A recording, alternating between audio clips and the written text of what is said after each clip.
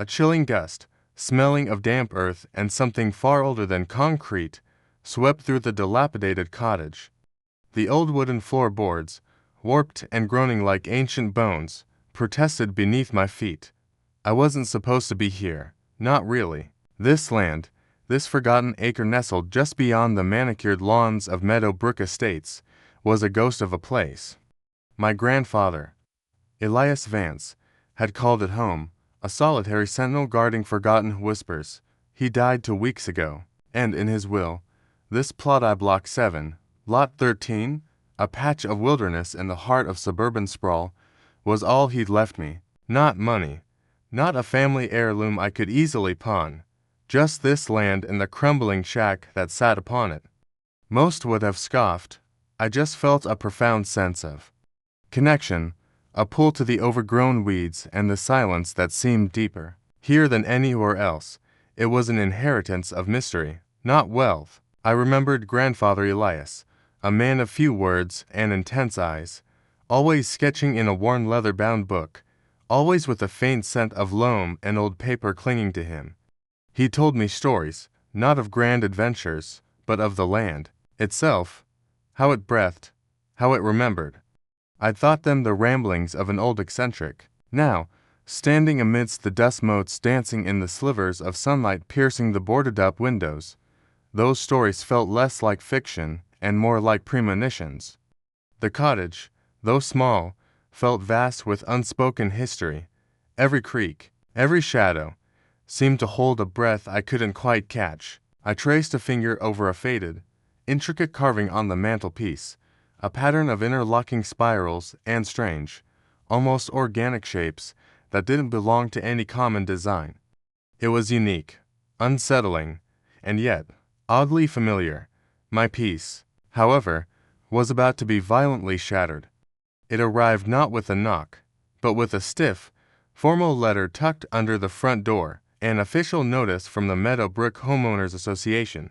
The letter, printed on heavy stock paper with a gold embossed seal, was as impersonal as it was menacing. It cited gross negligence of property maintenance, failure to adhere to community aesthetic standards, and a slew of other bureaucratic jargon. It demanded immediate action, threatening fines, liens, and ultimately, seizure of the property.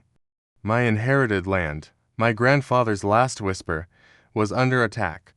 I, Alex Finch, a freelance graphic designer whose biggest daily battle was usually a pixelated image, suddenly found myself in a war against an entity as faceless as it was powerful. I tried to reason with them. Of course, my first call to the HOA office was met with a voice as flat and unyielding as the concrete sidewalks of Meadowbrook Estates. Mr. Finch, the regulations are clear. This property is an eyesore.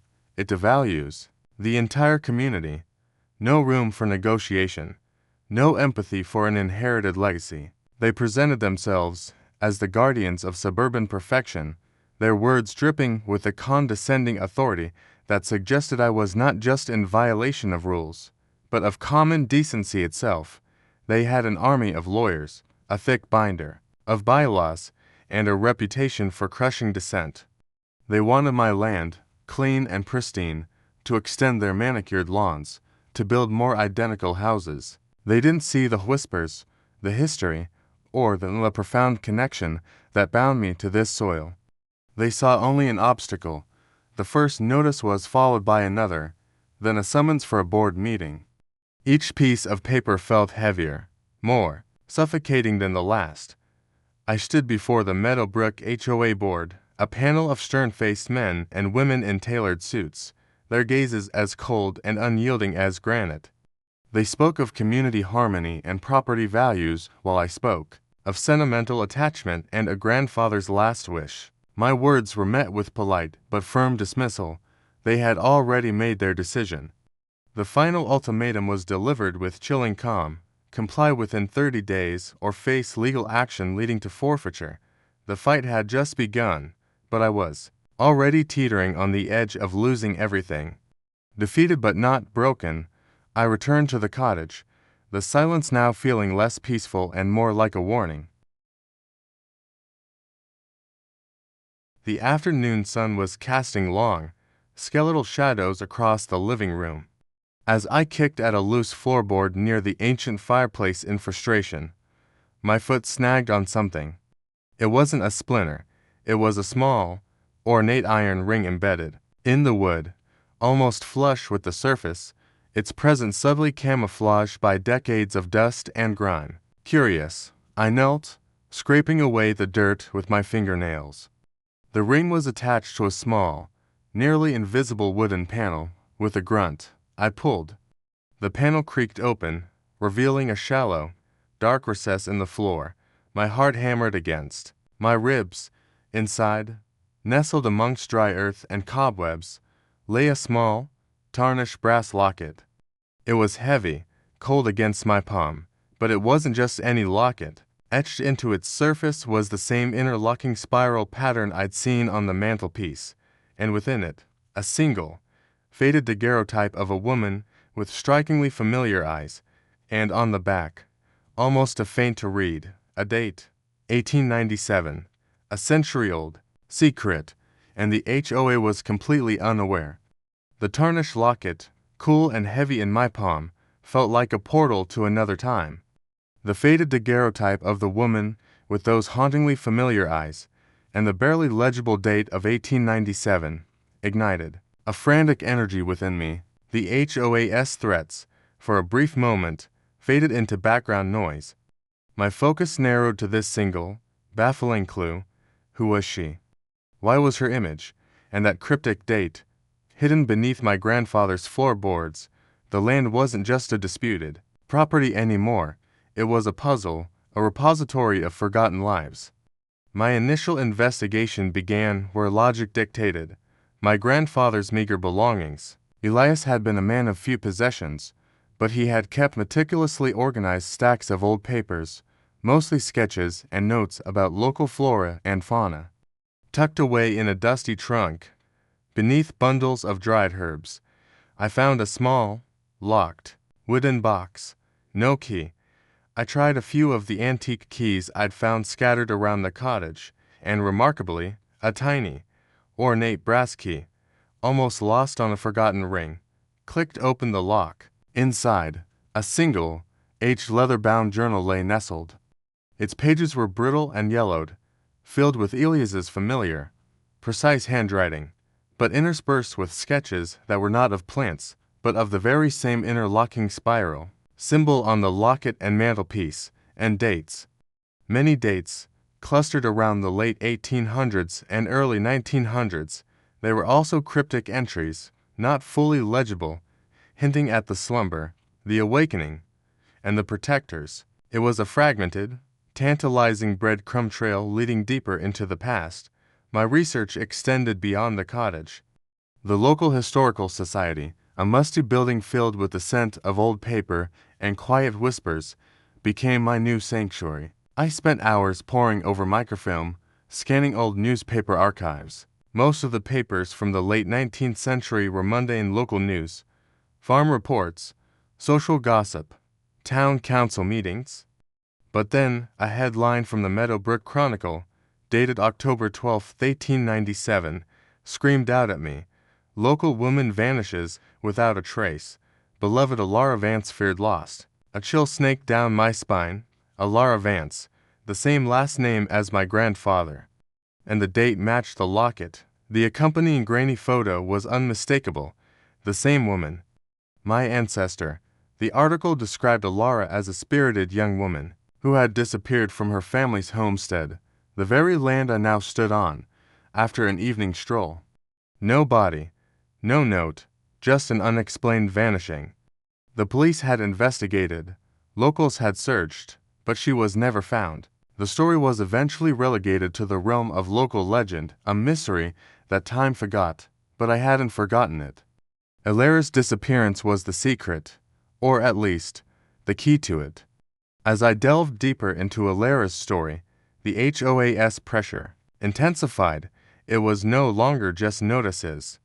It felt targeted. A letter arrived detailing exorbitant fines for unapproved alterations to the exterior of the property, referring, absurdly, to the weathered boards and overgrown ivy my grandfather had cultivated for decades. Then, a surprise inspection was scheduled, demanding access to the interior of the cottage. Citing structural integrity concerns, this felt like more than just standard procedure. It felt like they knew I was inside, digging, and wanted to see what I was unearthing. My phone rang ceaselessly with calls from aggressive HOA lawyers, their voices sharp and demanding. "Mr. Finch, your defiance is incurring severe penalties. We will not tolerate this. Your time is running out." Their urgency had a desperate edge, almost as if they feared my discoveries more than my noncompliance. Back at the cottage, driven by a new urgency, I searched with renewed purpose. Ilara's story now haunted every creak of the floorboards. I returned to the spot where I found the locket, running my hands along the old hearth. My fingers brushed against a loose stone in the fireplace's inner lining. It wasn't just loose, it was a clever disguise. Behind it, a small, dark cavity. Inside, wrapped in a brittle piece of linen, was a small, ornate wooden box, intricately carved with the same spiral symbols. This time, there was no lock, only a complex sliding mechanism. With trembling hands, I opened it. It contained not jewels, but a collection of strange, meticulously drawn maps. They weren't maps of the town, but of the underground. Tunnels, chambers, what looked like a subterranean spring, all beneath the very land I was fighting to keep. And marked prominently on one map, beneath where the cottage stood, was a symbol, a stylized eye within the interlocking spirals. Beside it, a single word, the vault. The map also indicated several seemingly ordinary landmarks on the property, a cluster of ancient oak trees, a peculiar arrangement of moss-covered stones, and a weathered well, all forming points on a strange, almost ritualistic pattern around the cottage. These weren't random features, they were markers. And somewhere, perhaps at the core of this pattern, was the vault. But my discoveries were starting to attract more than just the HOA's bureaucratic wrath. Late one night, a loud, insistent knocking jolted me awake. I peered through the blinds, but saw no one. Yet, a shadow seemed to detach itself from the old oak trees, gliding silently away. Then, the next morning, I found a small, crudely carved wooden bird pinned to my front door, its eyes hollowed out, mimicking the stylized eye on the map. It was a clear, chilling warning. Someone else knew about the secrets, someone who wasn't hiding behind legal notices. My search for information about Ilara's vanishing, and now these symbols, hit a wall at the local library. Books on local history, once readily available, seemed to be checked out indefinitely or simply missing. An elderly librarian, a kind woman named Mrs. Gable who had helped me before, suddenly became evasive, her eyes darting nervously when I mentioned the Vance property. "Some things," she whispered, leaning in conspiratorially, "are best left undisturbed. Dear, this land, it has a way of holding onto its secrets. And sometimes, those secrets are not meant to be found." Her warning, delivered with a trembling hand, felt less like a proverb and more like a direct, terrified plea. This was no longer just a property dispute. This was an active, breathing history that people, powerful people, wanted to keep buried. The loop was tightening. The HOA's escalation felt too convenient, too perfectly timed with my discoveries. They weren't just after property value, they were after something on this land, something hidden for over a century. Ilara Vance's disappearance wasn't a random tragedy. It was inextricably linked to this secret, perhaps even a consequence of it. The maps, the symbols, the warnings, Mrs. Gable's fear, and the HOA's relentless pursuit, it all coalesced into a chilling realization. The century-old secret wasn't just a historical curiosity. It was a tangible, powerful entity, possibly a hidden treasure, a forbidden knowledge, or even a living legacy that the HOA, or the true power behind them, desperately wanted to control. The land wasn't just my inheritance, it was the guardian of a forgotten truth, and I, unwittingly, had become its last protector. The old maps, pulled from the hearth's hidden compartment, were more than just lines on brittle paper. They were a blueprint to a forgotten world beneath my feet. The stylized die, the spirals, the precise markings of the vault, it all screamed of something far grander and more dangerous than I'd ever imagined. Alara Vance's disappearance in 1897, my grandfather's cryptic journal entries, the HOA's relentless pursuit, and now the chilling warning of the carved wooden bird. Everything was coalescing into a single, terrifying narrative. The secret wasn't just on the land, it was the land's deepest truth, a truth that extended back generations. I pored over Elias's journal again, focusing on the interwoven sketches and fragmented text. He meticulously documented weather patterns, celestial alignments, and local geological shifts, all correlated with the spiral symbol. But one series of entries stood out, accompanied by an intricate drawing of what looked like a colossal, multifaceted crystal embedded within a subterranean chamber. Elias had referred to it as the heart of Meadow Brook, a source of immense, untamed energy, capable of influencing growth, life, even thought. He wrote of the whisperings it emitted, the way it could bend perception, and how it had been carefully sealed away by a small, dedicated group of guardians, a caretaker's circle, since before the town even existed. Alara, his ancestor, wasn't just a vanished woman, she was one of the original caretakers, likely tasked with watching over the vault. Her disappearance, then, was no accident. She must have been trying to protect it, or perhaps was silenced because she got too close to someone who wanted to exploit it. This revelation twisted my perception of the HOA. Their obsession with my land, their almost frantic urgency, suddenly made sense. They weren't just about property values.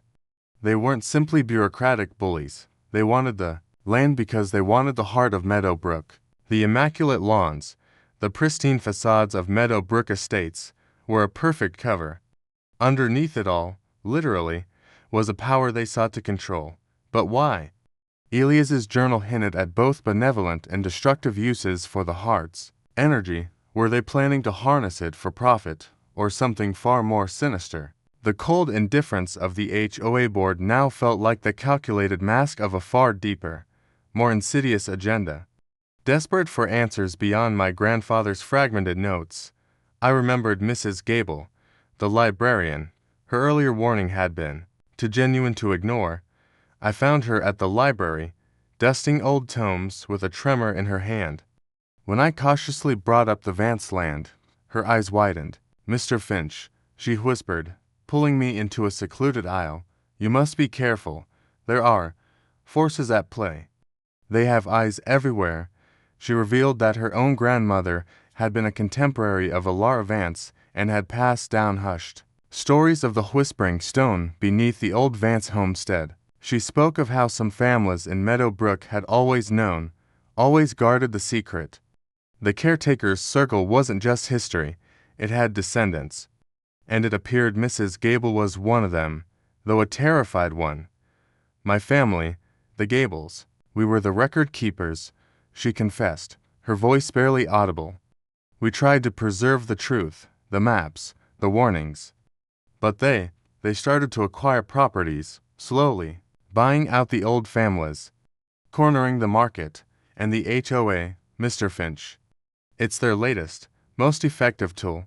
They've been trying to get their hands on this land for decades, ever since the last original caretaker passed away and the land was left to your grandfather, who, bless his soul, was too stubborn to sell." She explained that the they she referred to were not just the HOA board members, but a powerful, generations-old corporate entity, Evergreen Holdings, which secretly controlled Meadow Brook Estates and, apparently, had been systematically acquiring land plots believed to lie above the heart. They wanted to tap it, to normalize its fluctuations, to use its energy for their own gain. The HOA was merely their public face, their legal arm. The danger escalated almost immediately after my conversation with Mrs. Gable that night. A window in the old cottage, one I'd boarded up myself, was inexplicably shattered. Nothing was stolen, but the house felt violated, searched. Then, a few days later, while I was researching at the Historical Society, a sleek black SUV with tinted windows followed me home. Its presence was a silent, menacing declaration. They knew I was talking to people, asking questions. They knew I was getting closer. My phone, once filled with aggressive legal calls from the HOA, now also received anonymous, distorted voice messages. Stop digging. Some things are better left buried. You don't know what you're dealing with. The fear was no longer abstract. It was a cold, constant companion. One evening, after another tense exchange with an HOA representative who hinted at dire consequences, I received a call from Mrs. Gable. Her voice was frantic, choked with fear. They know I spoke to you, Mr. Finch. They visited me, told me to stop meddling. They're coming for the land, Alex, sooner than you think. There's a hidden entrance, deeper than the floorboard. Elias knew. He left me a small clue, a poem he used to recite. It mentions the shadowed light and the guardian stone beside the sleeping spring. Before she could say more, her line went dead. I tried calling back, but there was no answer. My heart pounded. She had given me a piece of Elias's wisdom, a final hint to unlock the path to the vault, the sleeping spring on Elias's map. It had to be the old well in the overgrown back garden. Driven by a desperate urgency, I raced to the well, the moonlight barely piercing the dense canopy above. The old stone well, long dry, seemed to hum with a faint, almost imperceptible energy. Mrs. Gable's words echoed in my mind. The guardian stone. I examined the moss-covered stones lining the well, feeling for anything out of place. My fingers traced over a strange indentation on one of the larger stones, a familiar spiral symbol. I pressed it, and with a soft click, a section of the well's inner wall, previously hidden, slid inward, revealing a dark, vertical shaft leading down into the earth, smelling of damp rock and ancient air. This was it, the hidden entrance. As I peered into the darkness, a voice, calm and clear, cut through the night. So, you found it, clever boy, just like your grandfather. I spun around, my blood freezing. Standing silhouetted against the distant lights of Meadowbrook Estates was none other than Mr. Sterling, the impeccably dressed, seemingly benevolent president of the HOA. His eyes, usually cold and unreadable, now gleamed with a predatory satisfaction. We've been waiting for someone like you to reactivate the path, he continued, a slow, chilling smile spreading across his face. The caretaker line is a nuisance, but useful. And now, the heart of Meadowbrook will finally beat for us. Welcome, Alex, to the true legacy of this land. A legacy we intend to seize. He stepped fully into the moonlight, and I saw his hand slip into his jacket, revealing not a legal document, but the glint of something metallic. The realization hit me like a physical blow. The HOA wasn't just after the land. Mr. Sterling wasn't just their figurehead. He was the enemy, the leader of Evergreen Holdings, and he had been watching me, guiding me to this very point, waiting for me to unwittingly open the path to the very power he sought to control. I had not been fighting to save my land. I had been a pawn, unknowingly leading them directly to their ultimate prize. Mr. Sterling's calm, predatory voice, laced with the casual cruelty of a spider observing its caught fly, echoed in the night. The glint of metal in his hand, though fleeting, confirmed my worst fears. This wasn't just about property. This was about power, deception, and a secret that ran deeper than the town's roots. I wasn't just fighting an HOA. I was fighting Evergreen Holdings and its shadowy leader, who had orchestrated my entire journey to this point. The immediate aftermath was a visceral jolt of ice-cold terror and burning rage. I had been played, a pawn in a century-old game. My grandfather's legacy wasn't just land. It was a key, and I had just turned it for the enemy. Sterling's smirk widened, taking a step forward. Don't bother trying anything foolish, Alex, we've been monitoring this property. And you. For weeks. You're outmatched. His words were calm, almost conversational, yet they carried the weight of absolute authority. He was enjoying this, the slow reveal of his intricate trap. I stood frozen, my mind racing. The open shaft leading down into the dark well felt like a gaping maw, ready to swallow me whole. Mrs. Gable's frantic call, her cut-off words, slammed back into my thoughts. She was in danger. I had led him right to the entrance. "What do you want with it?" I demanded, my voice rough, trying to buy time, trying to understand the full scope of their malevolence. Sterling chuckled, a dry, humorless sound. We want to control it. The heart of Meadow Brook ain't just an energy source, Alex. It's a key to influence, to prosperity. Its natural fluctuations are untidy. We intend to harness it, stabilize it. Think of the possibilities: clean energy, controlled growth, a paradise of our own making, all under our banner. We've been investing in this for generations. He gestured vaguely towards the pristine, unseen houses of Meadow Brook Estates. Every manicured lawn, every perfect hedge, every satisfied resident. It's all part of the blueprint, and your grandfather, bless his naive heart, was just an inconvenient anomaly in our plans. A stubborn old man guarding a relic, my heart pounded with a desperate urgency. I had to secure the secret, or at least prevent Sterling from getting his hands on it. The race against time was on, and I was already miles behind. I feigned a moment of stunned disbelief, my eyes darting, searching for any escape. Sterling, confident in his victory, lowered his hands slightly, momentarily relaxed. That was all I needed. With a desperate lunge, I pushed past him, aiming for the relative darkness of the cottage, praying he wouldn't expect such a brazen move. He stumbled back, caught off guard, letting out a frustrated curse. I heard a thud, and the glint of metal skittering on the ground. He had dropped something. Inside the cottage, I slammed the creaking door shut, fumbling for the archaic deadbolt. It was old, rusted, and barely held. Sterling's heavy footsteps sounded on the porch. "Don't make this harder than it has to be, Alex," he bellowed, his calm facade cracking. I knew he wouldn't break down the door immediately. It would draw attention in their perfectly quiet neighborhood. This gave me precious seconds. My mind raced through Grandfather Elias's journal, the map, Mrs. Gable's final whispered clue about the shadowed light. It clicked, the hidden chamber. The one marked the vault on the map was deeper than the well entrance. The well shaft was just the access point. I needed to get down there, find the heart, and somehow. What? Destroy it? Protect it? I didn't know. All I knew was Sterling couldn't have it.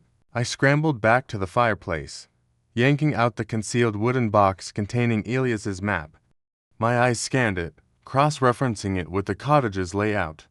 The map indicated a secondary, more concealed entrance, leading directly from a specific point within the cottage itself, bypassing the well. A hidden passage of the last resort, Elias had scribbled beside it. It was marked near what looked like the old root cellar, underneath the kitchen. As Sterling's frustrated grunts echoed from the front porch, I sprinted to the kitchen, the floorboards groaning under my panicked weight. The old trapdoor to the root cellar was obvious, but beneath it, the map showed another, secret entrance. The shadowed light, Elias's poetic clue, now made sense. I needed light, but from a specific angle, to reveal the mechanism. I grabbed my phone, its flashlight beam cutting through the dimness. I swept it across the cellar floor, looking for irregularities. Then, I saw it, a faint, almost invisible seam in the aged concrete floor, radiating from a small, circular indentation. I pressed the indentation, twisting it slightly. Nothing. I tried again, pressing harder, applying pressure. A soft click. A section of the concrete, surprisingly light, hissed open, revealing a narrow, claustrophobic tunnel, clearly not part of the old root cellar structure. I hesitated for only a second. Sterling was still at the front door, shouting orders into a phone, likely calling for backup. I had to go. I squeezed into the dark tunnel, pulling the concrete panel shut behind me. The darkness was absolute, suffocating. I crawled, relying on my phone's flashlight beam, which seemed pitifully small against the vastness of the unknown. The tunnel sloped downwards, the air growing heavier, colder. I felt the rough-hewn earth and ancient stones against my hands and knees. This was older than the cottage, older than Meadowbrook itself. The tunnel eventually widened into a small, natural cavern. My beam swept across the walls, revealing strange, ancient carvings mirroring the spirals and the eye symbol, and there, at the far end of the cavern, was a heavy, ornate stone door, seamlessly integrated into the rock face. This had to be the entrance to the vault. It was sealed, seemingly impenetrable. How had Elias entered? Mrs. Gable's last words echoed, the guardian stone beside the sleeping spring. The well, the guardian stone. I had bypassed that entrance, but its purpose wasn't just entry. It was the key. Then, a new sound, chillingly close, reached me, the scrape of heavy boots on stone. Someone was already in the shaft from the well, making their way down. Sterling. He had dropped something when I pushed him, but he must have sent someone else, or perhaps he had another way in. There was no time to figure out the stone door. My immediate, terrifying realization was that I was trapped. I had led myself into a dead end, and Sterling was right behind me. Suddenly, a loud, metallic clang reverberated through the cavern, followed by Sterling's enraged voice from behind the stone door. "Alex, you're in there. Don't think you can hide. That door is just another lock we now possess." He began to shout, orders to someone else, distant voices responding from above. It seemed they had a device, something to force the stone door. I was cornered. Just as panic threatened to overwhelm me, my flashlight beam caught something almost missed in the gloom. A faint, almost transparent crack running along the cavern wall, next to the stone door. It wasn't a natural fissure. It was too straight, too deliberate. And within the crack, barely visible, another interlocking spiral symbol, glowing faintly with an inner luminescence I hadn't noticed before. It wasn't just a carving. It was a mechanism. The heart wasn't just a sealed power. It was calling out. I had minutes, maybe seconds, before Sterling breached the door. This was it, the final stand. I had to find a way to open that door, or seal it forever. The weight of a century-old secret, and the fate of this land, rested entirely on my trembling hands. The faint glow of the spiral symbol on the cavern wall was a beacon in the suffocating darkness, and a ticking clock. Sterling's enraged shouts grew louder, followed by a grating, metallic screech as his team forced entry through the well shaft entrance. I had moments. My fingers trembled as I traced the glowing spiral, pushing, pressing, searching for the mechanism Elias had hinted at, the one that resonated with the guardian stone. My mind raced, remembering the distinct pattern on the locket, on the mantelpiece, in Elias's journal. It wasn't just a symbol, it was a sequence. Then it clicked.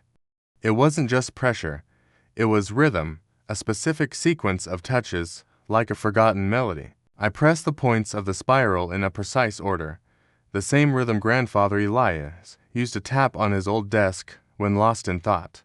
A low, resonant hum vibrated through the rock, growing in intensity.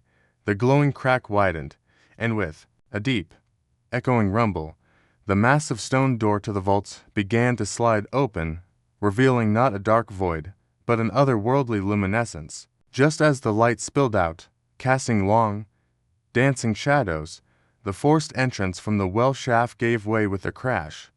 Sterling, flanked by two burly security guards, burst into the cavern, his eyes immediately fixated on the opening door and the pulsating light beyond. The heart. Finally, he snarled, his face contorted with triumph and greed. He raised his hand, something metallic glinting. It was a tranquilizer gun, confirming my earlier suspicion of what he dropped. He wasn't planning on a friendly chat. "Stop right there, Alex," Sterling commanded, but I didn't. The stone door was still opening, revealing glimpses of a vast, crystalline chamber within. I knew, instinctively, I couldn't let them have it. This wasn't just a resource. It was life, consciousness, a fragile balance Elias had protected. As the door continued to groan open, I spotted it, a single, large crystal, pulsating with a soft, ethereal light, at the very center of the chamber. This was the heart of Meadow Brook. And beside it, almost unseen in the glow, a small, desiccated figure, centuries old, perfectly preserved within the crystal's aura. It was Alara Vance. Her eyes, open and unblinking, seemed to look directly at me, a silent plea. "Don't let them corrupt it." A voice echoed in my mind, not my own, but seemingly from the crystal itself, from Alara. The heart wasn't just energy. It was a living record, a spiritual core. Sterling, seeing my intention, raised the gun. "Move aside," he roared, but something else happened. As the stone door fully opened, the light from the heart intensified, bathing the cavern in a shimmering, rainbow-hued glow. It wasn't just light. It was a palpable wave of energy, a cascade of pure, resonant frequencies. The security guards grunted, stumbling back, clutching their heads. Sterling, however, seemed unaffected, his eyes blazing with a fanatical greed. He had come prepared, perhaps with some countermeasure against the heart's natural influence. "Fool," Sterling scoffed, shaking off the disorientation. "You think a light show will stop me? We have the technology to control this." To harness it, he lunged forward, gun raised. My gaze snapped to Alara's preserved form within the crystal, then to the glowing spiral on the door. "Control it," I shouted, a sudden, desperate realization hitting me. "You can't control what doesn't want to be controlled." I shoved my palm against the glowing spiral on the stone door, focusing all my will. The hum intensified to a deafening roar. The light from the heart surged, and the stone door, instead of remaining open, began to grind shut. "No, what are you doing?" Sterling shrieked, recognizing my intent. He fired the tranquilizer gun.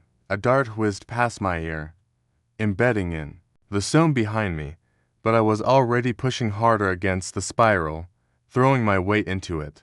The door was closing, slowly, inexorably, sealing the heart and Alara within. Sterling, maddened, lunged at me, trying to pull me away from the closing door. His hand closed around my wrist, his grip surprisingly strong, but the surging energy from the heart was reaching a crescendo. The air crackled. As Sterling tried to drag me back, a powerful, unseen force emanated from the rapidly closing door, a wave of pure psychic energy. It didn't physically strike him, but it seemed to rip through his mind. His eyes widened in horror, his face contorting as if he was experiencing every suppressed memory, every dark deed, every ambition, simultaneously. He stumbled back, clutching his head, a guttural scream tearing from his throat. The security guards, already disoriented, simply collapsed, unconscious.